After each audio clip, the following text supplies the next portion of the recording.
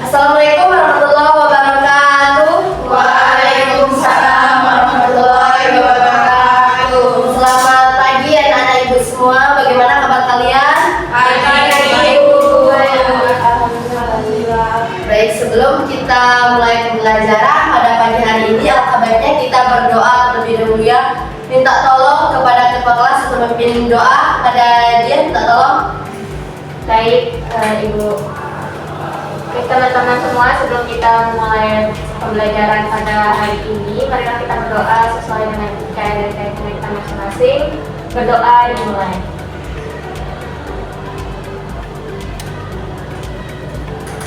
Berdoa selesai. Sebelum ibu lanjut ke pembelajaran pada pagi hari ini, ibu akan absensi kalian dulu satu-satu. Ayudini Lestari, Ibu. Ariana Sri Dewi, Ibu. Ayu Fazira, Hadir. Bayi Hanifah, Ibu. Elkana, Dirhayu, Hadir. Zuliat Thayyibah, Hadir. Mahia, Hadir, Ibu. Alfian. Baik, nanti ibu minta tolong catatkan teman-teman kalian yang tidak masuk ya hari ini ya. Baik, Ibu. Nanti ketua kelas minta tolongnya kasih ibu yang tidak masuk hari ini. Selesai kelas itu. Iya, selesai kelas nanti kasih ibu catatan yang tidak masuk hari ini. Baik, Ibu. Ya, terima kasih. Nah baik, jadi seperti yang telah ibu sampaikan pada pertemuan kita sebelumnya, pada pertemuan kali ini kita akan mempelajari tentang sistem pencernaan pada manusia. Pasti kalian sudah tidak asing lagi dengan sistem pencernaan kan? Iya, Ibu. Nah kira-kira menurut kalian apakah makanan yang kalian konsumsi itu dapat diubah menjadi sebuah energi yang dibutuhkan oleh tubuh atau tidak? Bisa. Kira-kira caranya gimana? Nah, ada yang tahu bagaimana caranya? Iya. Ya, boleh Ariana jelaskan sedikit saja. Oke, sedikit saja Ibu ya. Jadi saya sudah makan coklat ya Ibu. Nah, prosesnya itu saya makan dia dari mulut terus dia turun ke lambung, itu aja Ibu saya tahu. Baik, tidak ada lagi yang bisa menjawab? Tidak ada, Ibu. Baik, jadi benar ya disampaikan oleh Ariana, makanan yang sudah kita masukkan ke dalam mulut dan dikunyah oleh gigi akan kita telan masuk ke kerongkongan sampai ke lambung. Nah, Ariana baru menjelaskan sebagian saja. Kita akan lanjutkan sampai makanan tersebut bisa diserap oleh tubuh kita menjadi sebuah energi yang dibutuhkan oleh tubuh.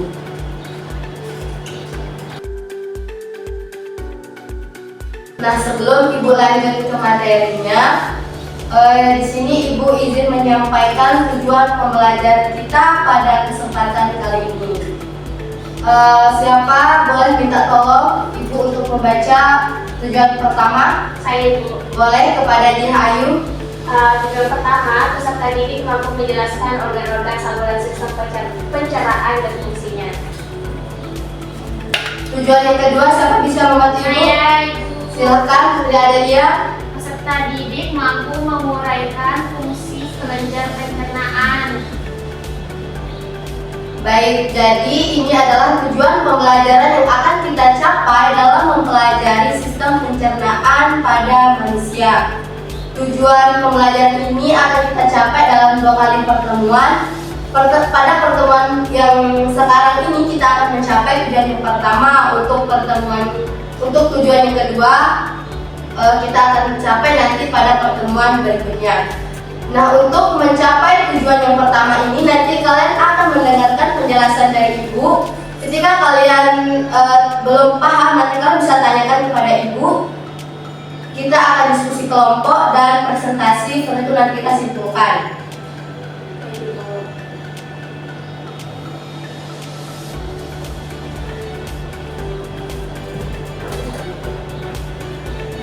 Nah, secara umum di sini ada 3 fungsi dari sistem pencernaan. Yang pertama, berfungsi untuk mengolah makanan menjadi zat yang dapat diserap oleh tubuh.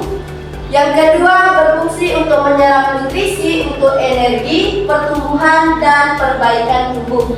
Yang ketiga, berfungsi untuk mengeluarkan sisa makanan yang tidak diperlukan. Nah, apa sih sistem pencernaan itu? Jadi, sistem pencernaan itu adalah sebuah sistem yang mengolah makanan menjadi suatu energi dan nutrisi yang dibutuhkan oleh tubuh. Dalam proses pencernaan itu sendiri nanti melibatkan beberapa organ yang disebut dengan organ pencernaan.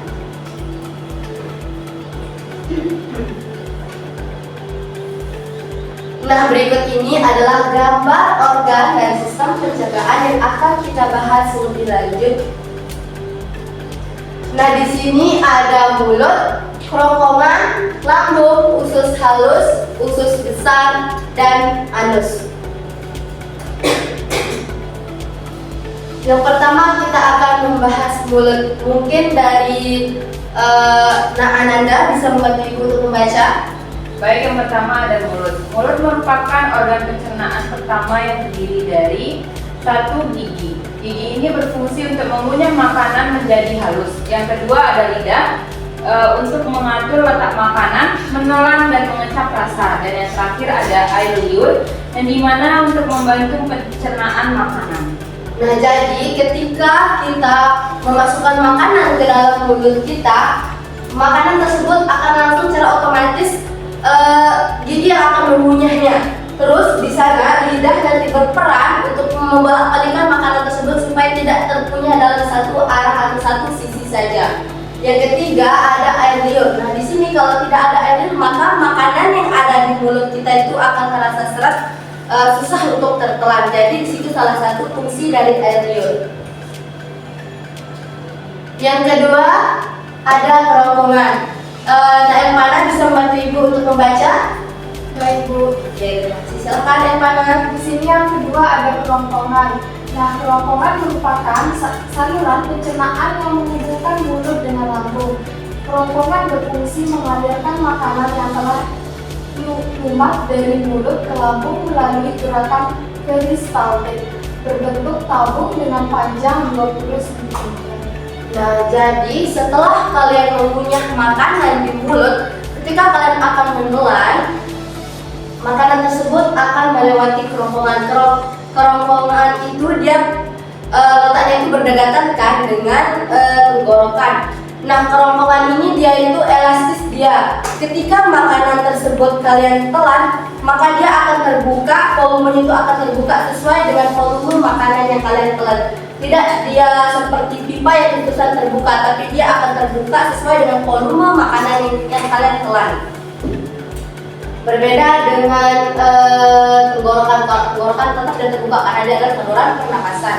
Sementara kerongkongan dia akan terbuka sesuai dengan volume makanan yang masuk. Yang ketiga, mungkin Maya bisa membantu Ibu untuk membaca. Baik Ibu. Silakan Maya bisa membantu Ibu. Kemudian ada lambung, di mana makanan yang berasal dari kerongkongan masuk ke lambung. Nah, lambung ini menghasilkan getah pencernaan. Makanan diaduk dan dihancurkan dengan bantuan getah pencernaan tersebut. Getah pencernaan ini berfungsi memecah makanan. Nah, baik, jadi setelah makanan tertelan dari kerongkongan menuju lambung, nah di lambung ini terdapat namanya getah pencernaan. Nah, getah pencernaan ini dia berbentuk cairan. Nah, getah pencernaan yang berbentuk cairan ini yang akan membantu makanan yang sudah tertelan dari kerongkongan diolah menjadi lebih kecil, lebih halus sehingga mudah dicerna oleh usus halus. Itulah fungsi dari lambung dan getah pencernaan. Apakah sampai sini ada yang mau bertanya? Saya Ibu. Ya, silakan ya. Kira-kira berapa lama ya makanan yang kita konsumsi itu dicerna oleh lambung Ibu? Baik, ada lagi pertanyaan yang lain? Tidak ada Ibu.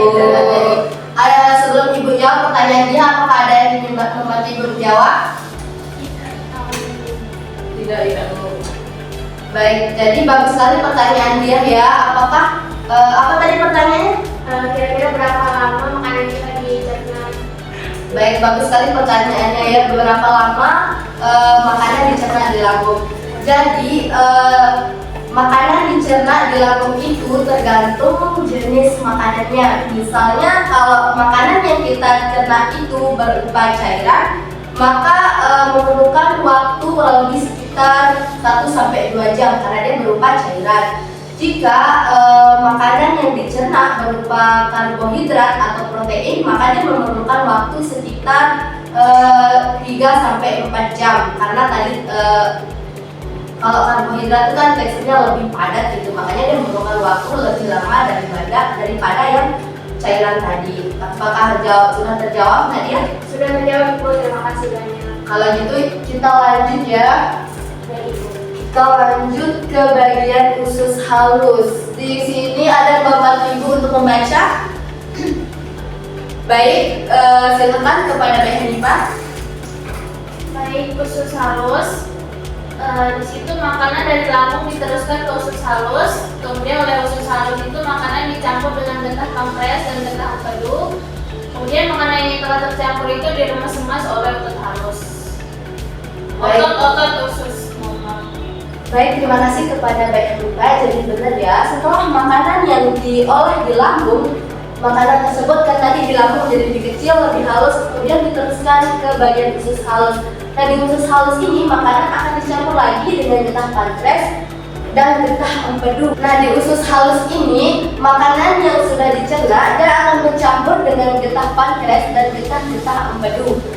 Di dalam usus halus juga terjadi penyerapan nutrisi makanan yang sudah tadi dicerna oleh lambung, kemudian dicerna oleh usus halus ini. Nah, disinilah dia terjadi penyerapan nutrisi dan energi, dimana nanti sisa-sisanya itu yang tidak dibutuhkan oleh tubuh dia akan diteruskan ke dalam usus besar. Nutrisi yang sudah diserap di usus halus ini tentu nanti ada sisa-sisa, biasa disebut dengan sisa-sisa metabolisme. Nah, sisa-sisa ini kemudian diteruskan ke dalam usus besar. Mungkin di sini dia bisa membantu Ibu untuk membacanya. Bisa Ibu. Silakan. Usus besar ini bersambungan dengan usus halus. Nah, permulaan usus besar disebut dengan usus buntu. Di dalam usus besar terjadi penghancuran sisa-sisa makanan dengan bantuan bakteri pembusuk. Nah, benar ya.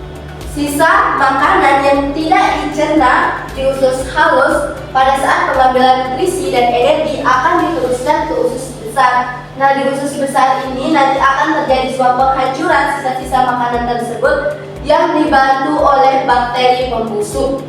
Kemudian sisa-sisa tersebut dikeluarkan melalui anus, biasa disebut dengan feses atau kotoran. Jadi itulah materi tentang organ-organ saluran pencernaan pada manusia. Kita sudah sampai pada tahap anus berikutnya.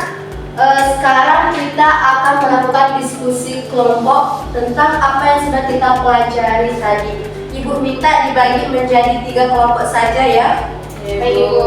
Mau Ibu bagikan sendiri atau kalian yang bagiin? Bagi sendiri. Bagi sendiri ya, sudah silakan ya. 3 kelompok saja. Baik Ibu.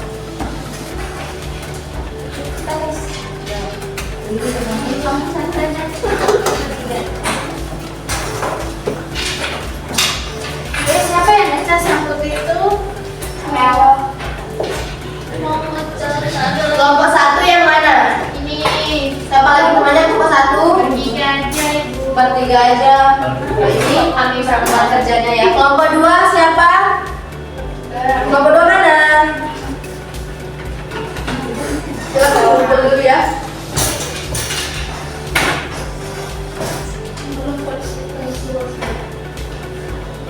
Ini kelompok 2. Ini kelompok 3 ya? Iya Ibu.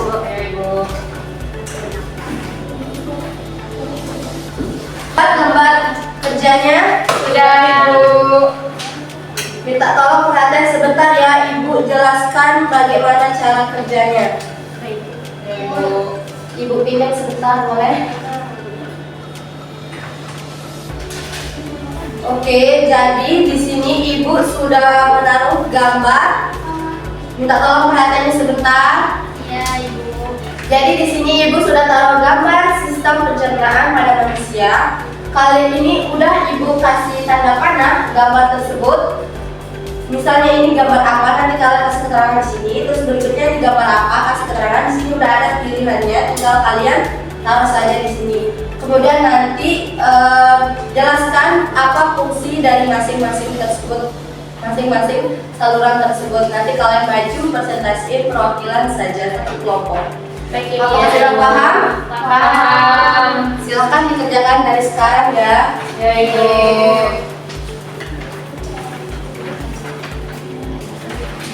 Ada yang mau ditanyakan lagi? Sudah. Ibu mau bertanya.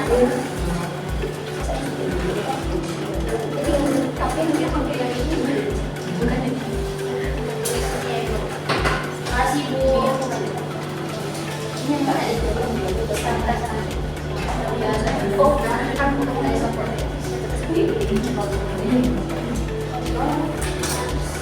Ada yang mau ditanyakan? Apa? Ini kan ada beberapa bagian-bagian. Nanti semua yang kita tulis itu kita jelaskan juga. Oke itu. Terima kasih. Udah semua? Sudah Ibu.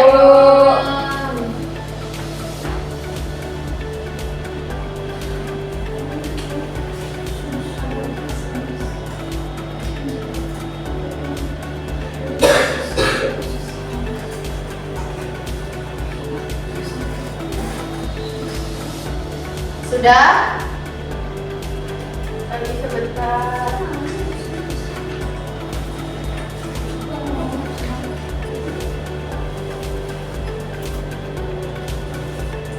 Sudah?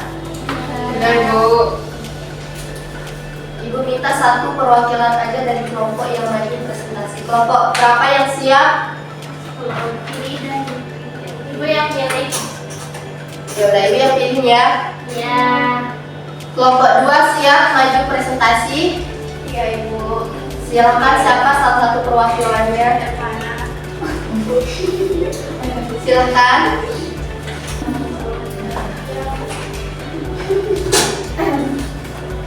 Assalamualaikum warahmatullahi wabarakatuh. Waalaikumsalam warahmatullahi wabarakatuh. Saya Farhanisa Sarah, perwakilan dari kelompok 2, ingin mempresentasikan sesi kami tentang sistem pencernaan manusia.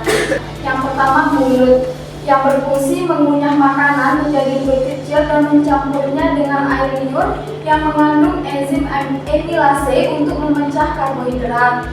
Yang kedua, kerongkongan atau esofagus yang berfungsi mengalirkan makanan dari mulut ke lambung melalui peristaltik atau kontraksi otot. Yang ketiga, lambung atau ventricle berfungsi menghasilkan asam lambung dan enzim pepsin untuk memecah protein menjadi peptida. Lambung juga mencampur makanan dengan cairan lambung. Yang keempat, usus kecil atau intestinum tenue yang berfungsi untuk menyerap nutrisi dari makanan yang telah dicerna menjadi darah. Usus kecil juga menghasilkan enzim untuk memecah karbohidrat, protein, dan lemak. Yang kelima, usus besar atau intestinum crassum yang berfungsi untuk menyerap air dan elektrolit dari sisa makanan yang tidak dapat dicerna. Usus besar juga menyimpan sisa makanan yang tidak dapat dicerna sebelum dikeluarkan sebagai feses. Yang keenam atau yang terakhir, anus yang berfungsi untuk mengeluarkan feses dari tubuh melalui proses defekasi. Mungkin hanya itu saja dari kelompok 2. Terima kasih. Bagaimana dengan kelompok 1 dan kelompok 3? Apakah sama? Sama Ibu. Baik, terima kasih kepada Alfana. Boleh minta tolong kembali ke tempat duduk seperti biasa ya. Ya Ibu. Baik, tadi Ibu sudah jelaskan materi tentang sistem pencernaan pada manusia. Kalian juga sudah mengerjakan tugas kelompok secara berdiskusi. Sekarang Ibu ingin mengevaluasi sebentar untuk mengetahui pemahaman kalian sampai mana ya.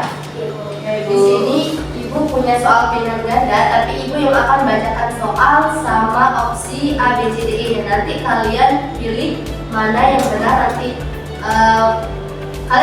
Kalian maunya itu dengan cara angkat tangan atau langsung rebutan? Rebutan. Siapa yang cepat? Siapa yang cepat ya? Kita mulai ya. Ya Ibu. Nomor pertama, Makanan akan dipecah menjadi molekul kecil terjadi pada saluran pencernaan mulut. Nah, urutan sistem pencernaan pada manusia adalah A. Mulut, kerongkongan, usus halus, lambung, usus besar, anus. B. Mulut, kerongkongan, usus halus, lambung, usus besar, anus. C. Mulut, kerongkongan, lambung, usus halus, usus besar, anus. D. Mulut, tenggorokan, lambung, usus halus, usus besar, anus. E. Mulut, tenggorokan, lambung, usus besar, usus halus, anus. 1, 2, 3. Adel. D. Salah. Saya itu. Ada yang nggak buku, nggak boleh angkat tangan lagi ya. 1, 2, 3. Iya, silakan. C, Ibu. Benar, C ya. C itu mulut, kerongkongan, lambung, usus halus, usus besar, anus. Lanjut nomor 2 ya. Ya, Ibu. Perhatikan ya. Protein pertama kali dicerna secara kimiawi terjadi dalam A. Mulut, B. Lambung, C. Kerongkongan, D. Usus halus, E. Usus besar. Ulang, Ibu gak lihat. 1, 2, 3. Adel. Lambung. Benar. Nomor 3. Perhatikan ya, dengar ya. Bu ada udah ya. Enzim yang dihasilkan oleh getah pankreas yang berfungsi untuk memecah amilum menjadi maltosa adalah A. Amilase, B. Maltase, C. Stepasin, D. Erepsin, E. Tripsin. Iya. B. Saya. Ulang. Ya udah dulu gak boleh tangan ya. 1, 2, 3. Ananda. C.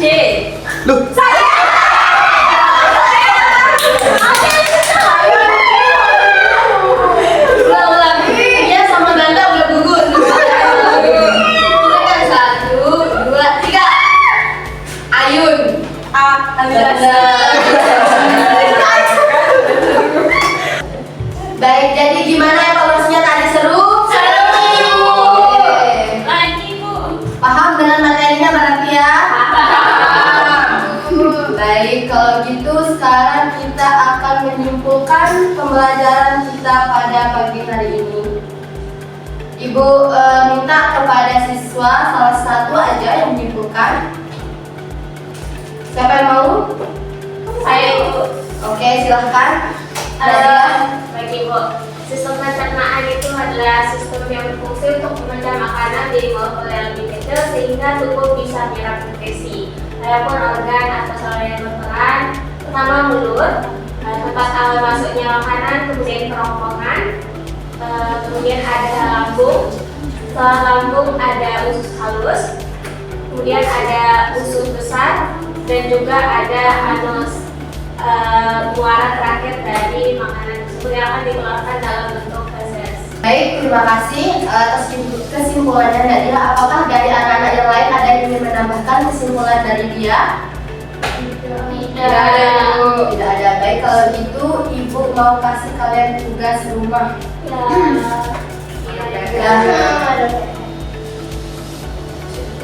Setelah kalian mempelajari sistem pencernaan, pasti tentu adanya gangguan-gangguan pada sistem pencernaan tersebut. Nah, ini Ibu sudah tentukan gangguan-gangguannya itu ada diare, sembelit, radang usus buntu, tipus, sama kolik. Nah, di sini nanti anak-anak mencari apa masing-masing dari penyakit ini, bagaimana solusi penyembuhannya. Cuma itu aja tugasnya yang gangguan. Nah, ini kita akan pelajari minggu depan. Ibu minta tolong kalian belajar tentang kelenjar ludah, kelenjar lambung, kelenjar hati, kelenjar pankreas, dan kelenjar usus. Sesuai dengan tujuan pembelajaran kita ada tadi tujuan kedua ada tentang kelenjarnya. Kita akan pelajari minggu depan. Ini Ibu udah kasih kisi-kisinya, nanti kalian pelajari masing-masing pelajaran ini dan kerjakan tugasnya dikumpulkan di depan. Baik, Baik, Ibu. Apakah sudah paham? Paham. Setelah kalian mempelajari sistem pencernaan ini, Ibu harap kalian lebih menjaga sistem pencernaan kalian.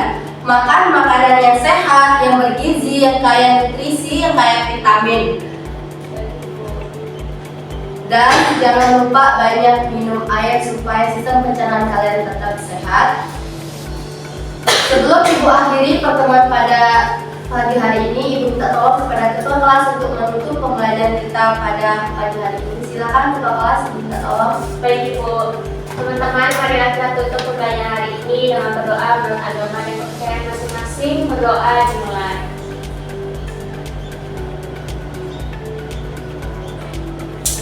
Berdoa selesai.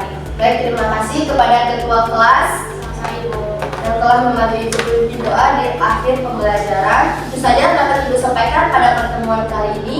Kurang lebihnya Ibu mohon maaf. Wabillahi taufiq wal hidayah. Wassalamualaikum warahmatullahi wabarakatuh.